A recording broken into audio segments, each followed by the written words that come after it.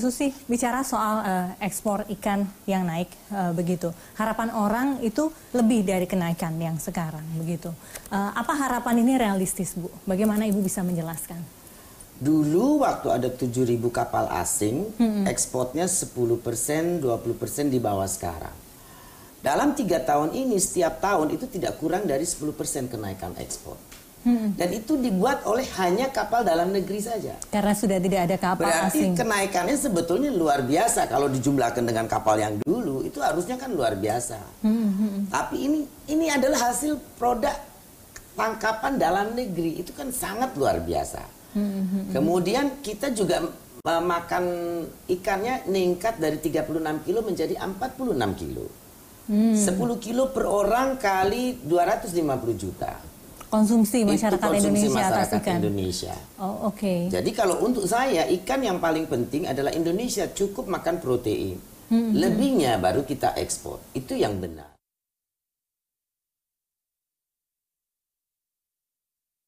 Jadi prioritasnya adalah untuk dalam negeri dulu instead of ekspor ya, Bu ya? Pasti. Jangan sampai kita ekspor semua, Indonesia tidak. Kan kita juga target makan ikan sampai 50 kilo nanti tahun 2019. Oh, 2019 sekarang sudah 46 kilo. Tinggal dikit lagi seperti itu ya. Jadi Bu, ya dikit lagi 4 kilo kali 250 juta itu 1 juta ton. Dan untuk pertama kali dalam sejarah perikanan Indonesia, neraca perdagangan perikanan kita tuh nomor 1 di Asia Tenggara ya dalam 3 tahun ini. Saya tidak tahu you dapat info dari mana bahwa kenaikan ekspor itu tidak signifikan. Kalau dilihat dari itu hanya kapal dalam negeri, signifikan sekali. Stok ikan kita juga dari 6,5 juta ton di tahun 2017 itu naik sampai 12,5 juta ton.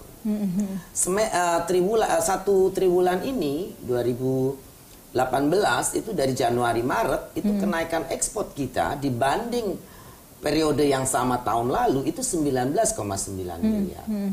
Dan komoditi ikan tahun kemarin year to year itu satu-satunya yang surplus sampai 1 miliar dolar. Neraca perdagangannya. Yang lain kan defisit. Ikan itu surplus.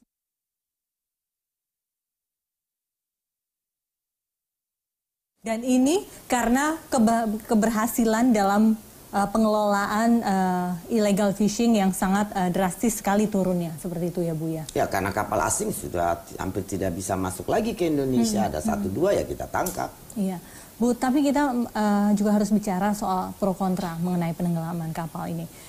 Yang saya dapat informasinya, Ibu melalui keputusan pengadilan yang betul-betul prudent, yang betul-betul final dan mengikat sebelum melakukan penenggelaman kapal ya Bu ya?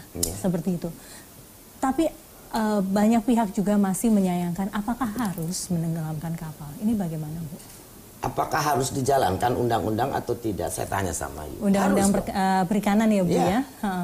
Jadi itu atas semuanya acuannya adalah undang-undang perikanan. Seperti itu. Oke. Lalu kemudian ketika orang bertanya penenggelaman kapal memang berhasil. Kapal-kapal asing sekarang menjadi takut masuk ke perairan Indonesia. Tapi Ibu juga bilang waspadai kapal lokal yang menjual, begitu tangkapan ikan mereka ke kapal asing. Bagaimana kita harus melakukan pengawasan, Bu? Ya pakai satelit. Kita sekarang punya satelit. Kita tahu apa yang dilakukan oleh orang-orang ini. Kita juga tahu, bukan tidak tahu. Pada waktunya kita akan ambil tindakan peringatan, pencabutan izin usaha dan lain sebagainya. Ada berapa banyak yang masih melakukan hal itu? Perkiraan saya mungkin masih sekitar 30 sampai 40% unreported. Jadi mekanisme mereka bagaimana Bu? Di tengah laut mereka jual. Keluar dari ZEE dan ditunggu oleh kapal asing collecting di luar. Tapi itu aturan hukumnya tidak ada yang bisa menggrab itu atau? Oh ada. Ada ya Bu ya? Tidak boleh tidak boleh, itu kan unreported.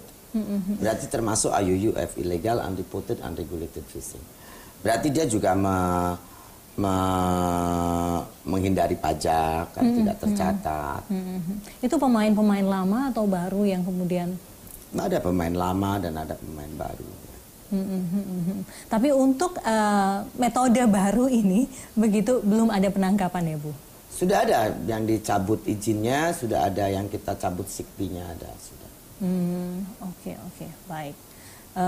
bicara soal penenggelaman kapal yang banyak orang mengatakan mengacungkan jempol berhasil sekali. Lalu kemudian di tahun keempat ini masyarakat berharap dan pemerintah juga berharap kepada Kementerian Kelautan dan Perikanan untuk meningkatkan kesejahteraan nelayan. Bagaimana caranya, Bu Susi? Nilai tukar nelayan itu dari 104 sebelum Pak Jokowi sekarang sudah 110. Bahkan di beberapa tempat 111. Nilai tukar itu adalah berarti daya belinya nelayan itu meningkat. Berarti dia lebih sejahtera. Sekarang kalau di tempat-tempat kecuali di Jawa Pantura karena masih adanya cantrang, adanya troll, ya pasti mereka sulit untuk sejahtera. Tapi di wilayah-wilayah yang nangkapnya dengan cara benar, tidak merusak lingkungan, itu sekarang luar biasa ikan di mana-mana. Di Papua misalnya, waktu saya kunjungan ke Merauke, nelayan di sana bicara, kita bukan, Bu Menteri bukan cuma sekedar menteri, tapi seperti malaikat buat kami. Karena ikan cakalang tuh sampai ke pinggir-pinggir, ke sungai-sungai. Sekarang tangkapannya lebih besar-besar, tidak jauh, lalu kemudian lebih banyak.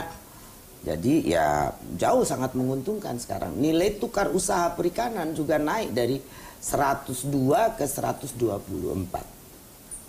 Kemudian itu adalah indikasi bahwa kesejahteraan para nelayan naik.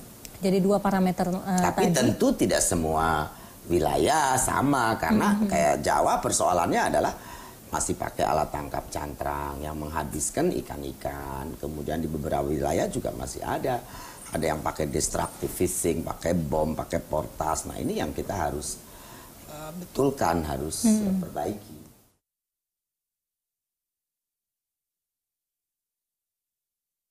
Bicara soal cantrang itu, Bu, seperti maju mundur awalnya betul-betul dilarang, terus kemudian sekarang apakah boleh sekarang cantrang itu, Bu? Ini saya mau konfirmasi saja. Masih dilarang, tapi diberikan waktu tenggang untuk pengalihannya.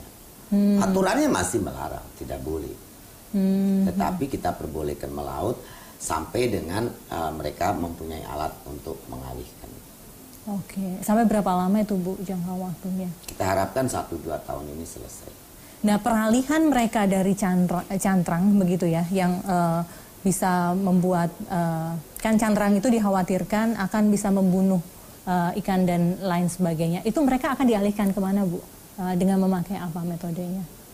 Ya jaring lain banyak, pancing juga banyak yang lebih ramah lingkungan dibandingkan dengan cantrang. Dan mereka kita kasih mau masuk Papua, mau masuk Indonesia Timur, silahkan saja. Oke, baik.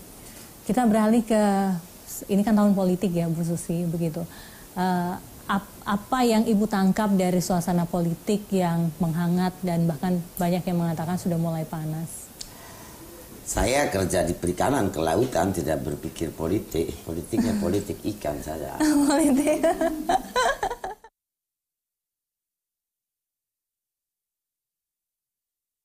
Apa rencana Bu Susi di 2019, Bu, dan pasca 2019? Tidak ada rencana saya menyelesaikan pekerjaan di KKP. Sekarang mulai prepare packing, kan sudah lama lagi. Prepare packing untuk? Kalau saya tidak menjabat lagi kan saya harus berhenti, mulai nata-nata rumah, beres-beres, itu saja. Sampai segitunya masih 1 tahun lebih sudah prepare packing? Ya, so many things. 3 tahun hidup dengan anak-anak, dengan apa, banyak semua urusan, barang-barang juga kita mulai beres-beres, itu saja. Tapi Ibu Susi ini katanya idola loh di antara 4 atau 5 ya. Sri Kandi di kabinet Jokowi JK, begitu, Amin. Bu.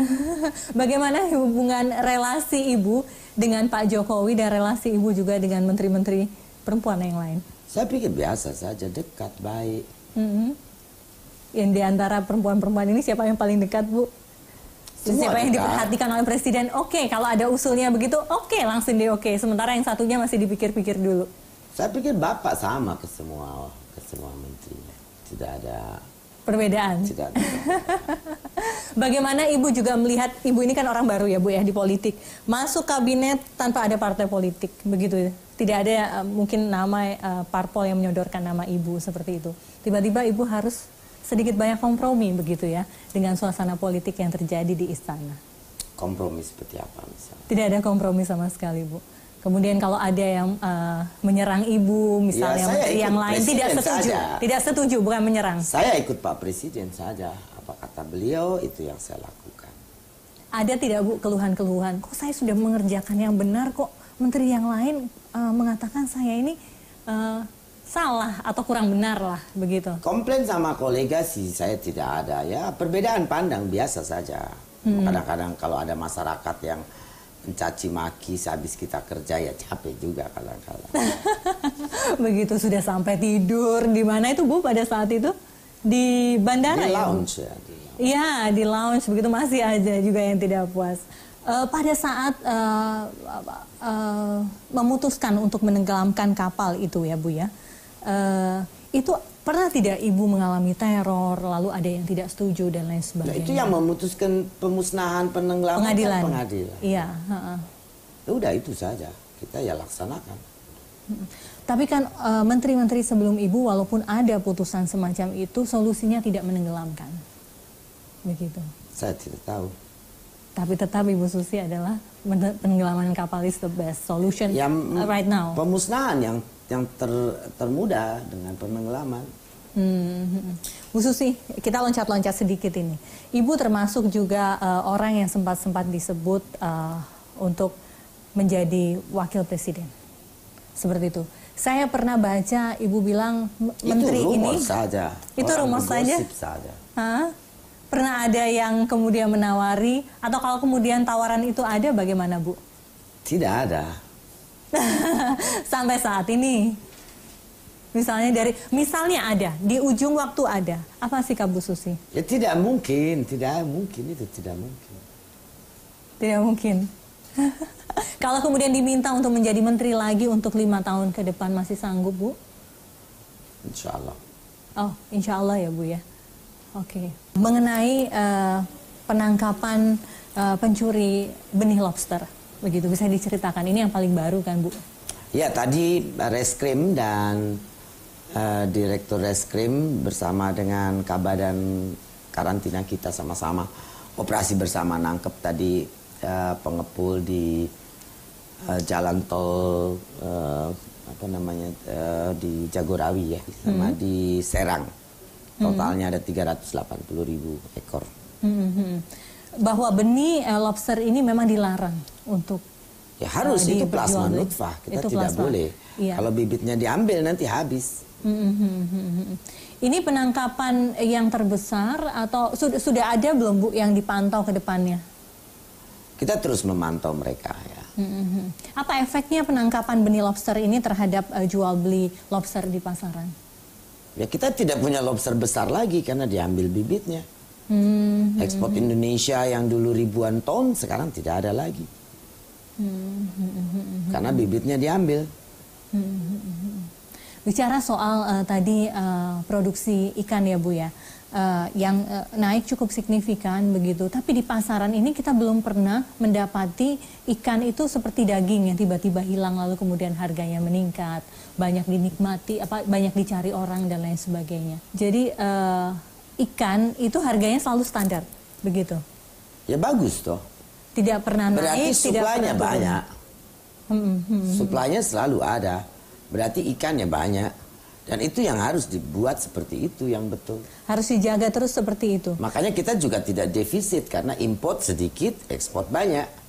Makanya kita jadi surplus kan. Ya karena banyak ikan. Bagaimana Bu Susi mengencourage orang Indonesia untuk gemar makan ikan? Ya bikin iklan yang bagus. Termasuk bikin iklan, saya bilang kalau tidak makan ikan saya tenggelamkan. Nah termasuk itu. Baik kalau begitu, Bu.